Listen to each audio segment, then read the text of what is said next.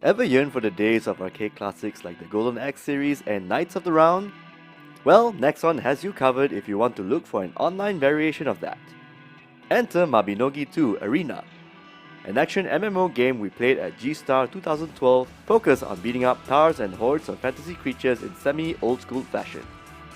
You go from point A to point B beating up waves of goblins and shield-bearing hooligans, and even collect piles of treasure and loot while proceeding to the next chamber.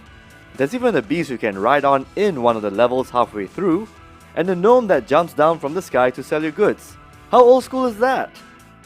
Among all of the classes we checked out in the G-Star 2012 build, we like Ring Ring the Bard the best. She swings her loot like a boss, can unleash a strong frontal wave attack as long as you string 3 hits in a row to fill up stock, and has a powerful knockback attack that affects anything within her radius.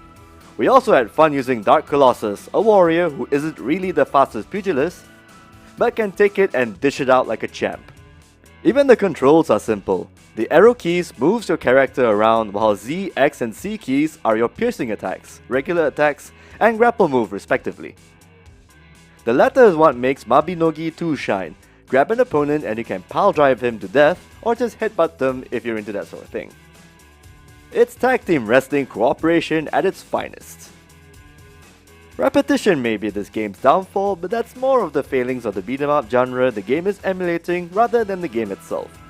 Mabinogi II works with what it's got, and so far it's working really hard.